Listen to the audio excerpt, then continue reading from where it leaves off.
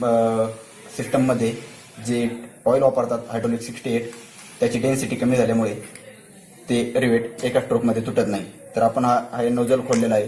त्याच्यानंतर याच्या टीची सेटिंग पाहू.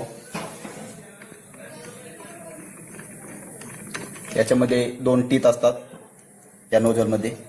या नोझलमधील दोन्ही टीथ क्लीन करून घेतल्यानंतर जे रिवेटची क्लॅम्पिंग होतं किंवा जे घट्ट पकडलं जातं त्याची स्थिती मजबूत होते.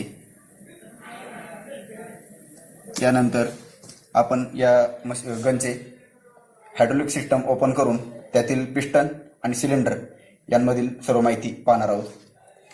हे आहे M6ची ॲलन की. या ॲलन कीने हे 4 ॲलन बोल्ट आधी खोलून घेऊ.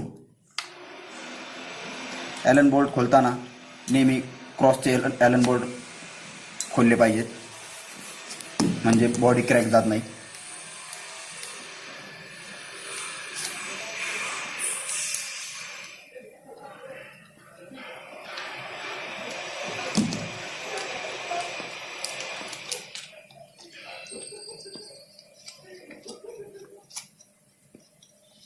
हे 4ही बोल्ट खोलल्यानंतर याचा सिलेंडर सेपरेट होतो आणि पिस्टन सेपरेट होतो. हा एक सिलेंडर आणि पिस्टन. तर याच्यामध्ये नेहमी एअरमध्ये आलेले मॉइश्चर जे येतात ते पिस्टनमध्ये जमा होतात. त्यामुळे पहिला सिलेंडर क्लीन करून घेतला पाहिजे.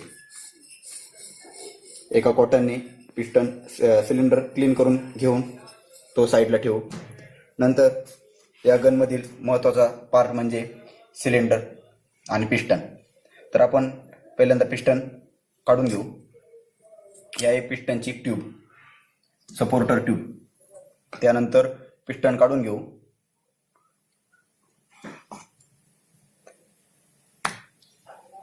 पिस्टन काढून ठेवल्यानंतर या जे पिस्टनमध्ये जे ऑइल असतं ते ऑइल आहे हायड्रोलिक 68. हे ऑइल यामध्ये वापरतात.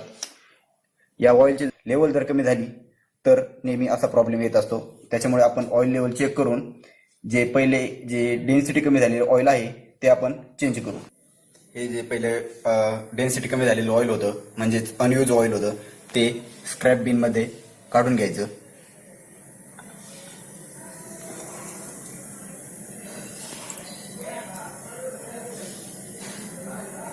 याच्यातील सर्व ऑइल निघाल्यानंतर याच्यामध्ये हायड्रोलिक 68 ऑइल फिलअप करायचं. हे आहे हायड्रोलिक 68 ऑइल. हे ऑइल फिलअप करत असताना याची ऑइल लेवल चेक करून ऑइल फिलअप करायचं.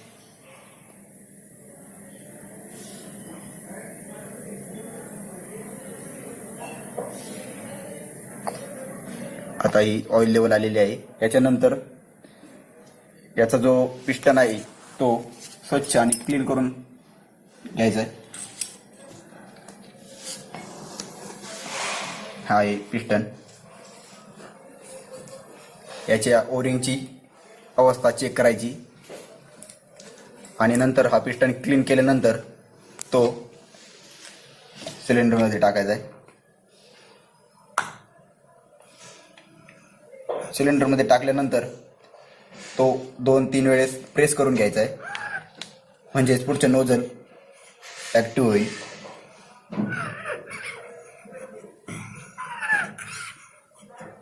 याच्यानंतर याची जी सपोर्टर ट्यूब आहे ती टाकून घ्यायची.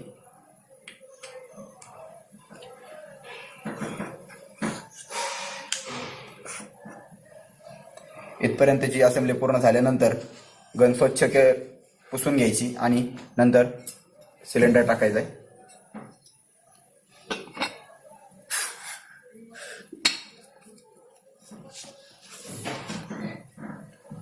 हे जे आपण 4 बोल्ट खोलले होते ते पुन्हा असेंबल करायचे, फिट करून द्यायचे.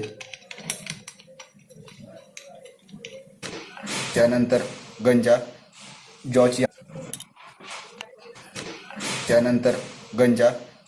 जॉची आणि नोझलची असेंबली करून घ्यायची.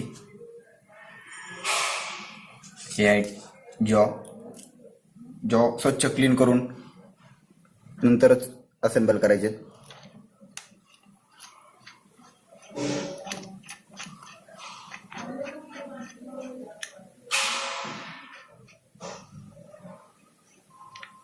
नंतर जॉची सेटिंग झाल्यानंतर आहोत